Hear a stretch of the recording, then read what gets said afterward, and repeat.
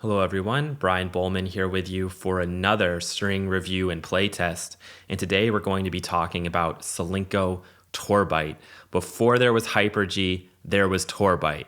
That being said, we've done our reviews in the opposite order. And if you haven't already watched the Hyper-G video, I'd recommend you start there because this video is going to be short and sweet, mostly just a comparison between the two and which string you might gravitate more towards.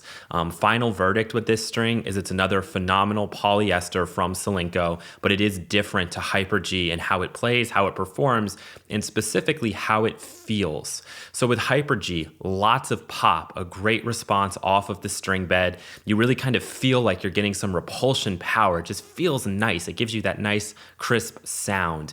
With Torbite, what you get is something that's a little bit stiffer, a little more control oriented, meaning you can just swing harder and that ball is still going to stay in, but the feel isn't as nice. And so for me personally, if I had to choose between the two, I would go with Hyper-G, especially because on serve, it just feels a lot nicer coming off the string bed. You don't get that kind of arm fatigue feel. That being said, there are some areas where Torbite does excel. And what I would say is just longevity, the amount of time that you can use Torbite and have it still perform at a high level, in my opinion, is still much longer than Hyper-G, which was impressive. We got maybe like 8 good hours out of Hyper-G.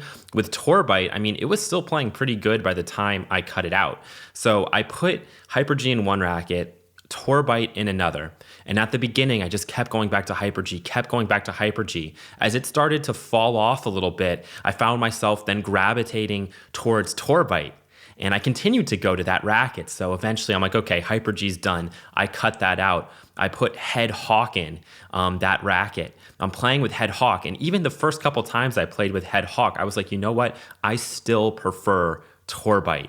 So there's a longevity there, and it's not all just about like tension maintenance. I think it's a lot more complicated than that, and I don't know what the exact science is. But there's a reason why I like to play with these and not trust lab results. And this is one of those cases where I was able to continue using Torbite, and I preferred it to some of the other strings that I was putting in my other rackets. I just kept going back to that one. So that's where this string is really impressive. And there's or I should say, it should come as no surprise to anyone that this string is very popular with high-ranking juniors, 16, 18, all the way up through to the college level because this string performs for a long time.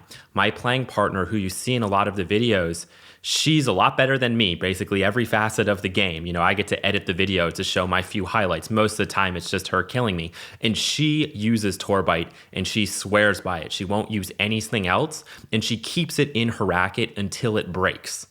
So that gives you an idea of just how long this string will play for and still play well for you. You don't notice that sudden drop off. You don't notice that dip. And that's what's so amazing about this string. For the long term as a polyester, probably the best string I've ever used in that it continued to perform even like a month and a half in, which I have to say I've never had that experience before with a polyester string. Maybe it was just unique to me, but definitely something that I noticed.